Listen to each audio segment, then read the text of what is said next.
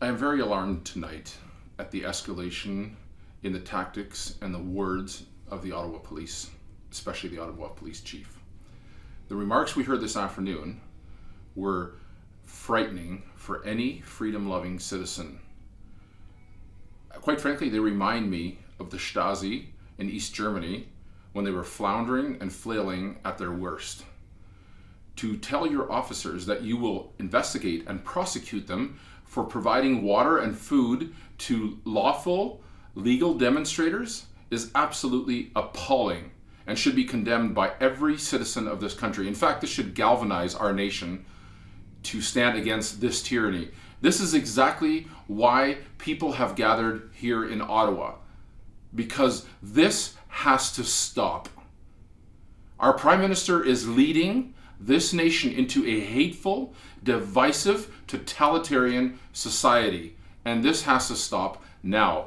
Mr. Police Chief, I call on you to retract those words or resign. What we're hearing from you is absolutely terrifying.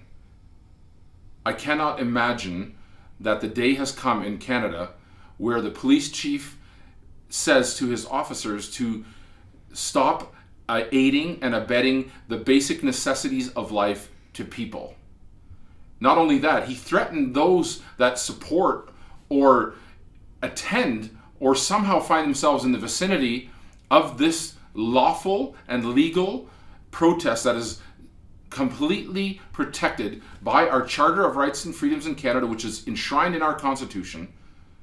And he's threatening people like us with searching our bank records, our license plates, facial recognition.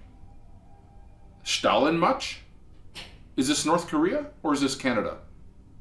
This has to stop. And this is why there's an awakening across this nation that will not stop until this sort of regime is toppled by peaceful and lawful means. But we have to have a change in government and governance now.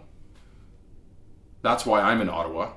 That's why thousands of us are here. That's why millions of Canadians support what is happening. Mainstream polling shows the shift in the narrative is swift and decisive, with well over half of Canadians already asking and in favor of all restrictions being lifted now, and that's what the demand is of the protesters here and across this country.